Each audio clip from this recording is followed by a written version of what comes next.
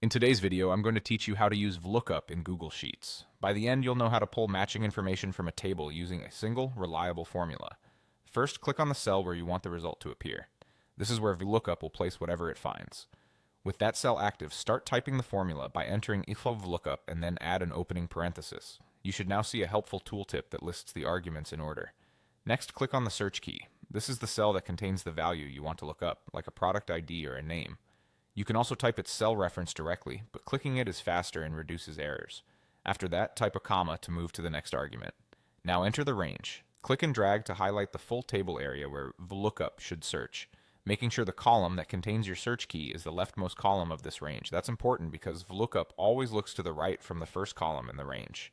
If you plan to copy the formula down, consider locking this range with absolute references so it doesn't shift as you fill the formula. Type another comma to move to the next part, then type the index number, also called the column number. This is the number of the column within your selected range that holds the value you want returned. The leftmost column in your range is 1, the next is 2, and so on. For example, if your range starts at column A and you want a result from column C, your index number would be 3. Type a comma again to reach the final argument.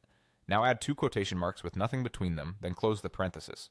Those empty quotes essentially leave the match setting blank.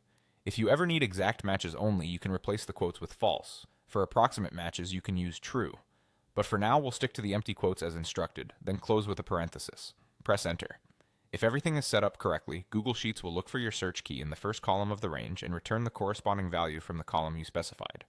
If you see an error or an unexpected result, double-check that your search key exists in the first column of the range, that your index number points to a valid column within the range, and that your commas and parentheses are in the right place.